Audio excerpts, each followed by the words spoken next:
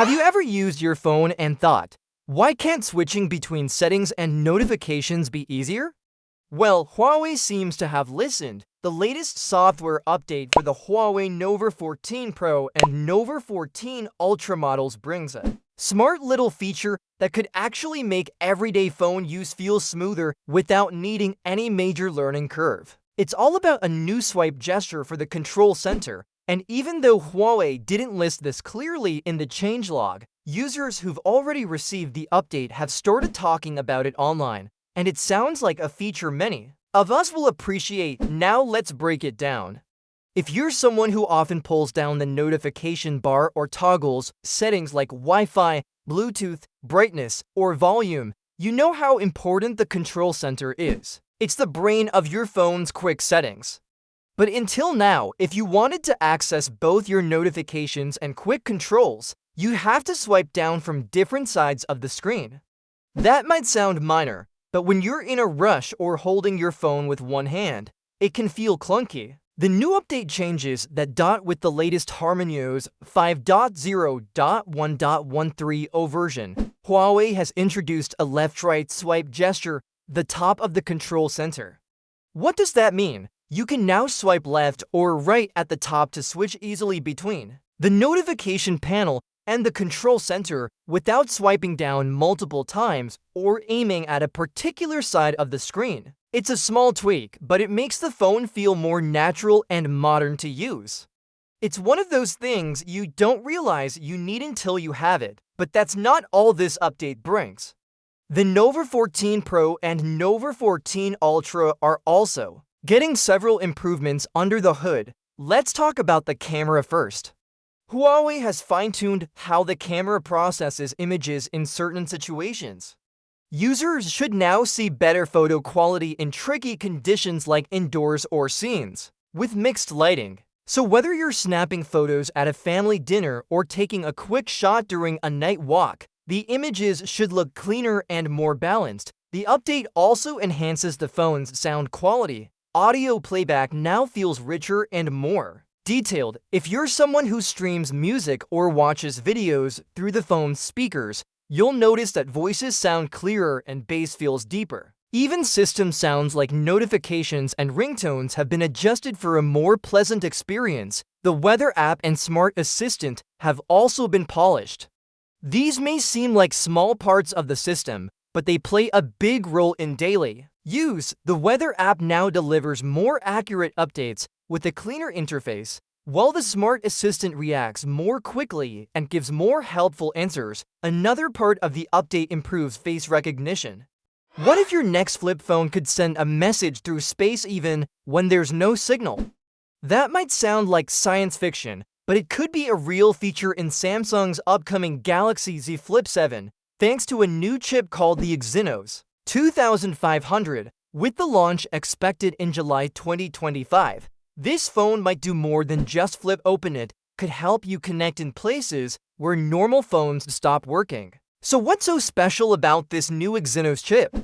Well, Samsung has built it using 3nm technology, which means it's smaller, faster, and uses less power than the older Exynos 2400 that was in the Galaxy S24 series.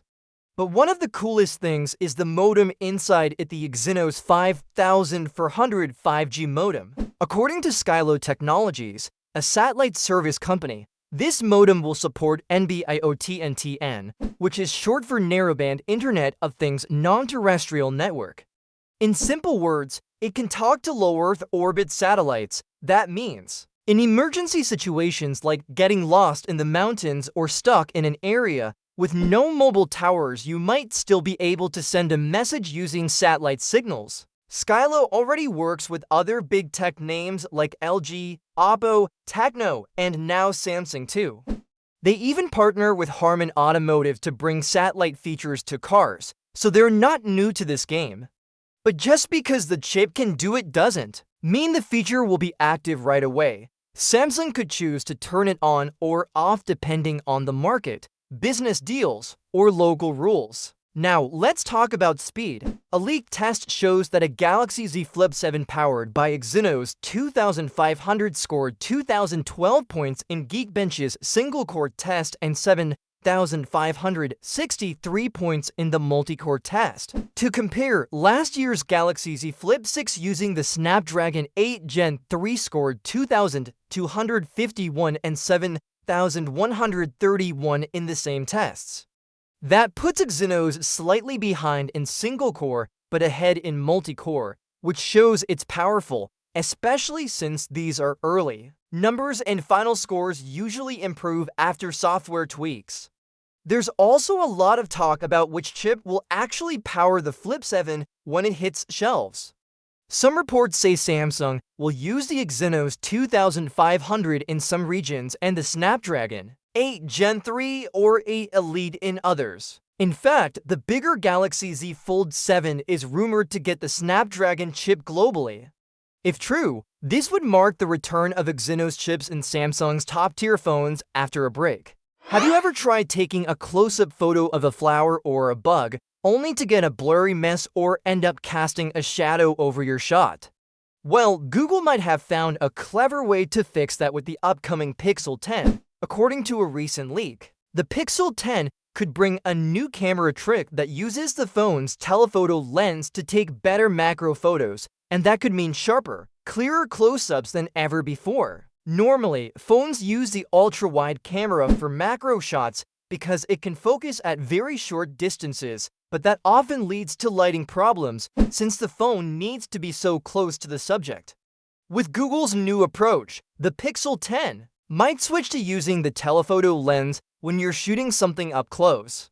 This method, known as telemacro photography, allows you to stand farther back while still capturing detailed shots of tiny things like flowers or insects. The benefit here is simple: better lighting, less chance of scaring off a subject like a butterfly, and overall, a cleaner and easier shooting experience. Samsung briefly tried this with the Galaxy Z Fold 4, and Oppo and OnePlus are also experimenting with similar features. But Google seems to be taking it one step further by combining both the telephoto and ultra-wide cameras to get the best result depending on how close you are to your subject. So if you're super close, it might still use the ultra-wide lens. But if you're a bit farther away, the Pixel 10 could automatically switch to the telephoto lens. That kind of smart camera switching could make macro photography feel smoother and more natural without having to think about which mode to pick. On the current Pixel 9 Pro, Google used a 48 megapixels ultra-wide lens for macro focus. The idea of switching to the telephoto lens could make a noticeable difference because telephoto lenses usually have better optics and zoom performance, which means more clarity and more detail in your shots. Plus, by not needing to physically get so close to the subject, you're less likely to block your own light or create harsh shadows, which is something that often ruins macro shots.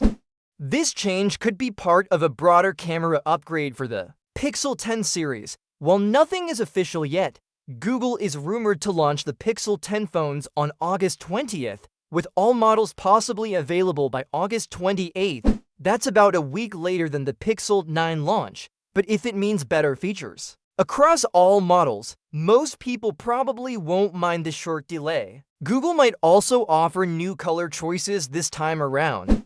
The regular Pixel 10 is said to come in Ultra Blue, Limoncello, Iris, and Midnight, while the Pro and Pro XL might show up in Sterling Gray, Light Porcelain, Midnight, and Smoky Green.